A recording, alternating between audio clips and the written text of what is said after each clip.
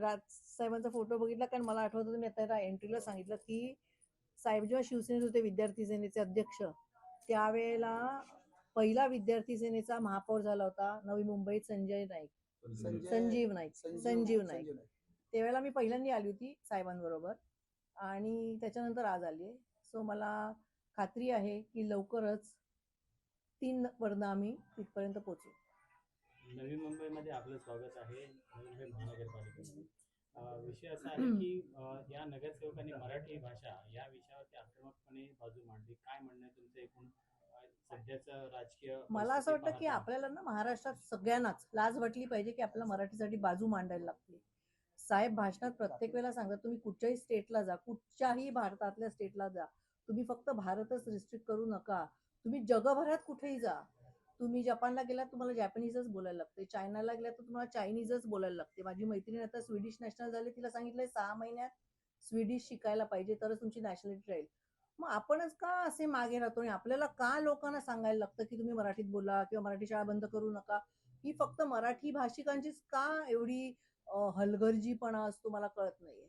इंग्रजी शाळांचा घाट घातला जातो म्हणजे संपूर्ण नवी मुंबई महानगरपालिकेच्या सगळ्या शाळा इंग्रजी करण्याचा प्रयत्न सुरू आहे.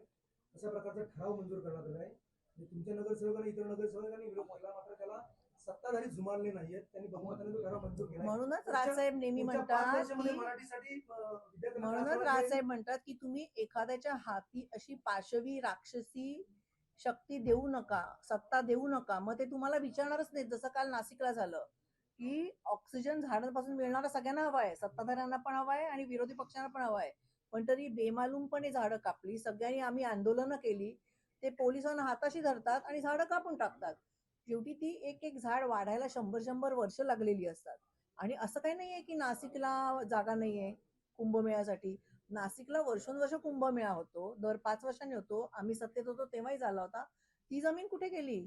म्हणजे जमिनी मोकळ्या करायच्या कुंभमेळ्याच्या नावाखाली आणि कुंभमेळा संपला की त्या जमिनी विकून टाकायच्या. आता कालच तुम्ही एक व्हिडिओ व्हायरल केलाय की कुंभमेळ्यासाठी जो फंड काढलाय त्यातला कसा कट वरपासून खालपर्यंत मंत्र्यांना जातोय.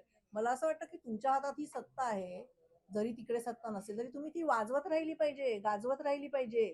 लोकांना कसं आहे की इतके दिवस सोशल मीडियावरती त्यांनी, आपण म्हणतो अंधभक्त, त्यांनी जो काय धुमाकूळ घातला होता, तुम्ही लोकांना जाणीव करून दिली पाहिजे की रियालिटी काय आहे. की मराठी शाळा, माझं म्हणणे, मी असं म्हणत नाही किंवा कोणीच म्हणत नाही की तुम्ही दुसरी भाषा शिकू नका, इंग्रजी भाषा नक्की शिका, पण मराठीला कशाला नाही शिकवत? लहान मूल 2 भाषा शिकू शकतात. माझ्याकडे पण लहान मुलं आहे, आम्ही सगळे त्याशी मराठीत बोलतो, तो मराठी बोलतो. दुसरीकडे कुठे पार्टीला गेला, त्याचे कोणी हिंदी भाषिक असतील, तिथे हिंदी.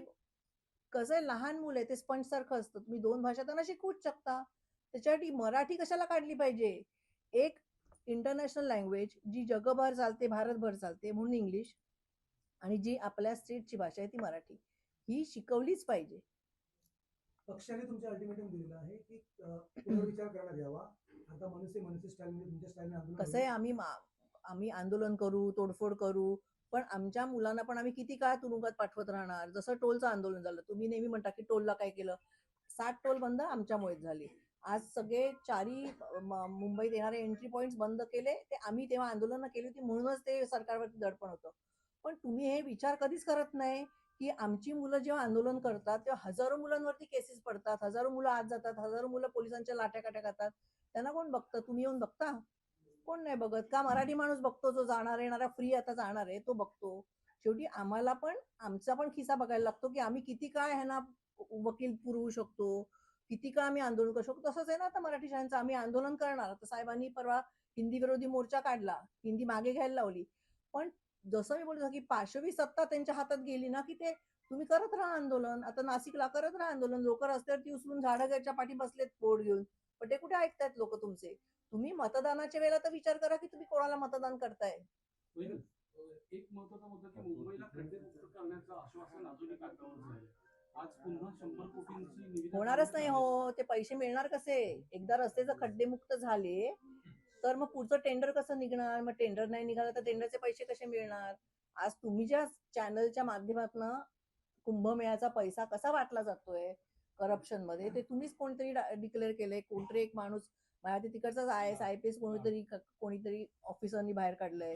सो करप्शन हे असंच चालतं की 80% लोक पैसे खिशात जातात आणि 20%ची कामं होतात. रस्त्यात खड्डे पडतच राहिले पाहिजे, त्याच्याशिवाय ह्यांना टेंडर कशी काढता येणार? राज्यामध्ये ब्रिटिशांनी बांधलेला, तुम्ही टाउन साईडला जा, ब्रिटिशांनी बांधलेल्या बिल्डिंग आहेत 100 वर्ष जुन्या. त्यांनी सांगितलंय की आता हे बिल्डिंग किंवा टिअर ब्रिज पडू शकतो, पण तरी तो अजून उभा आहे. आणि आता ह्या सरकारच्या 14 वर्षाच्या काळातले किती ब्रिज पडले बघा तुम्ही. 8 महिन्यात ब्रिज पडतो. तुम्ही हजारो कोटीची टेंडर काढता, हजारो कोटीचे ब्रिजेस बांधता आणि 8 महिन्यात ब्रिज पडतो. बरं, पडतो तो पडतो.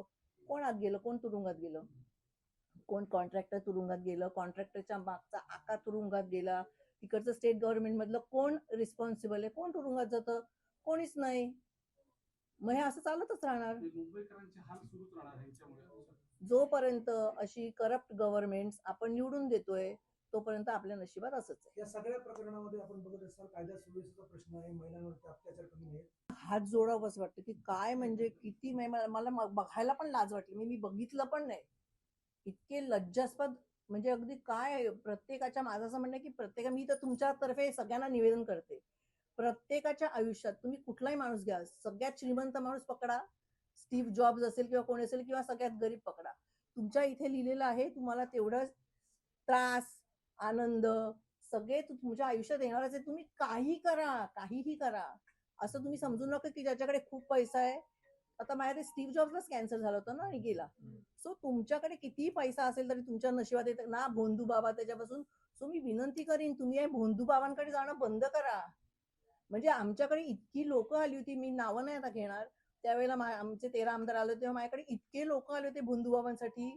मी त्यांना भोंदूबाबा म्हणते, तेव्हा ते स्वतःला ब्रह्मा, विष्णू, महेश, विष्णू, लक्ष्मी, पार्वती काही स्वतःला म्हटलेलं असतं. मी सांगितलं, थँकफुली माझा नवरा पण तसाच आहे. आम्ही सांगितलं आमच्याकडे कोणी आलं तर आम्ही पाया पडणार नाही, तुम्हाला आम्हाला भेटायला यायचं तुम्ही भेटायला या.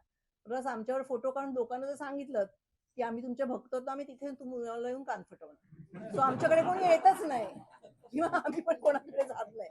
सो माझं लोकांना विनंती आहे, भोंदू बाबा फसवतात म्हणजे तुम्ही पण व्हिडिओ बघितले असतील, कोणती बाई बेशुद्ध दिसते हो तुम्हाला? काय म्हणजे काय चाललंय, आपला समाज कुठे चाललाय? म्हणजे आपण, महाराष्ट्र हा समाज सुधारक किती लिस्ट आहे हो आपल्या, संतांपासून, हुशार माणसांपासून, सायंटिस्ट पासून, साहित्यिकांपर्यंत. काय म्हणजे लोक वेडे झालेत का काय कळत नाही मला. मॅडम बरं, काय हा भोंदू बाबा तुमच्या काय नवऱ्याला प्रमोशन मिळवून देणार आहे? काय बदल्या करणार आहे? बरं, काय किती पैसा खायचा आणि इथेच ठेवून जायचंय पैसा? तो कोणीही नेऊ शकत नाही. एका बाजूला देश विदेशातील प्रत्येक घडामोडींचे लाईव्ह अपडेट मिळवण्यासाठी आता साम टीव्हीच्या सर्व सोशल मीडिया प्लॅटफॉर्मला लाईक, फॉलो आणि सबस्क्राईब करा. तसंच सर्व नोटिफिकेशनसाठी बेल आयकॉन प्रेस करायला विसरू नका.